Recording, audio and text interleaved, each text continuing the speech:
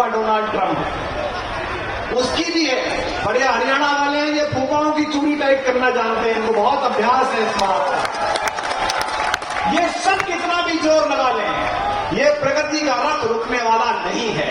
चुनाव होंगे, आएंगे जाएंगे, सरकारें हारेंगी, हमारा कोई रुचि नहीं है इनकी सरकार जीते कि हारे, हमें कोई मतलब नहीं। ये हारे भी हैं, जीते भी हैं, हारेंगे जीतेंगे।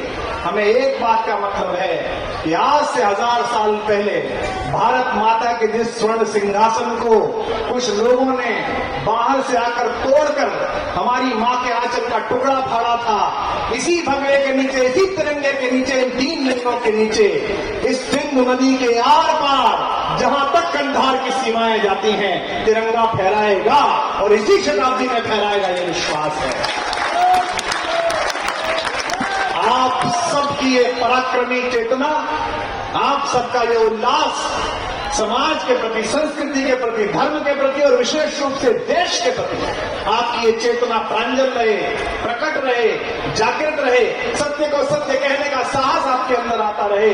इन शुभ संकल्पों के साथ मंच पर जितने पूज्यपाद चरण यहाँ विराजमान है, जो संत समाज विराजमान है, जो स्वामी जी कहते हैं कि संतों का दर्शन हो जाए तो ऐसा लगता है जैसे चलते फिरते किसी प्रयाग के दर्शन हो गए। मेरा सौभाग्य है कि आज हमारे शास्त्री जी के माध्यम से आप सब दिव्य संतों के दर्शन हुए। आपका भी सौभाग्य है कि इस मंडी में जहां व्यापार होता है, वहां प्यार के प्रसारण के लिए सारे संत यहां पर इकट्ठे हुए हैं। मैं आप सबको सादर प्रणाम करते हुए इस संकल्प के साथ आमंत्रित करता हूं कि 16 तक साथ चलिए और 16 को मथुरा में वो वातावरण पैदा कीजिए कि वहां के पत्थरों में चेतना पैदा हो जाए। मेरा संकेत समझिए और संकेत समझकर विदा करिए। मथुरा में इतनी अधिक जनता हो, इतना जय घोष हो कि बाहर से लाए हुए कुछ पत्थर जो वहां जमा दिए गए हैं, उन पत्थरों की छाती में रख जाए और उसी दिन आजादी मिल जाए, उसी दिन आनंद मिल जाए।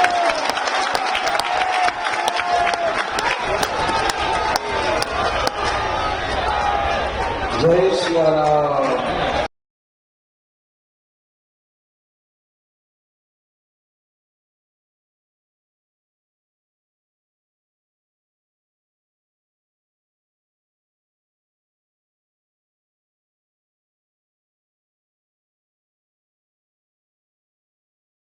आने से पूर्व ही सभी संतों का आशीर्वचन ले लिया है। बस सभी पूजनीय संतों के नामों का उद्घोष करके और सीधा ये प्रारंभ करेंगे। हम सबके मध्य में आज की संत सभा की अध्यक्षता कर रहे परम पूज्य महंत श्री माधव दास जी मौनी महाराज, राष्ट्रीय अध्यक्ष अखिल भारतीय पंच दिगंबर अखाड़ा। हम सबके मध्य में स्वामी श्री अवधेश विपन्नाचार्य जी महाराज विराजमान हैं, पंडित बाबा महाराज विराजमान हैं, स्वामी शिवाचार्य जी महाराज हम सबके मध्य में विराजमान हैं, रण्यमय गोस्वामी जी जो कि बंगाल से पधारे हैं वही भी विराजमान हैं। अभी अभी जिनकी वाणी सुनी डॉक्टर कुमार विश्वास जी हम सबके मध्य में विराजमान हैं। माधव चतुर्वेदी जी भक्ति मंदिर से पधारे हैं, सबके मध्य में विराजमान हैं। कृष्णा चतुर्वेदी जी मथुरा से पधारे हैं, सबके मध्य में विराजमान हैं। आचार्य उमेश जी महाराज पलारी जी हम सबके मध्य में विराजमान हैं। राजपीठ से भी जनपुत्री निधि जन हम सबके मध्य में विराजमान हैं। कपिल मिश्रा जी मंत्री जी विराजमान हैं। मनोज त्यागी जी संस्कार सीईओ हम सबके मध्य में विराजमान हैं। मध्य प्रदेश से पधारे राकेश सिंह जी मंत्री हम सबके मध्य में विराजमान हैं। श्रीमान सीताराम बाथम जी हम सबके मध्य में विराजमान हैं। लक्ष्मी नारायण चौधरी जी हम सबके मध्य में विराजमान हैं। इसी श्रृंखला में छत्तीसगढ़ से पधारे पूज्य बालक दास जी महाराज हम सबके मध्य में विराजमान हैं। पूज्य सतानंद जी महाराज हम सबके मध्य में विराजमान हैं। महामंडलेश्वर स्वामी श्री राजेश्वरानंद जी महाराज हम सबके मध्य में विराजमान हैं। महंत मुकुंद सर जी महाराज बरसाना से हम सबके मध्य में विराजमान हैं।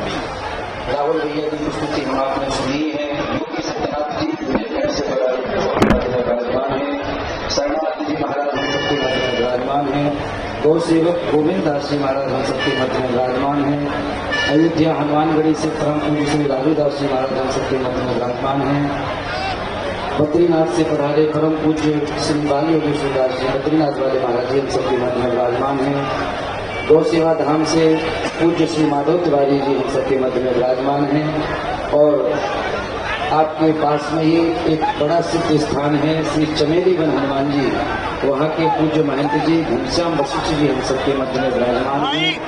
अब हम जॉनी भैया से कहेंगे कि आप अपने भजन की प्रस्तुति सर्वप्रथम। भारत में एकता का सूत्रपात होना चाहिए, वो संपूर्ण भारतीयों का होना चाहिए। वो किसी भी धर्म में विश्वास करते हो, किसी भी आस्था के लोग, लेकिन वो मूलतः भारतीय हैं।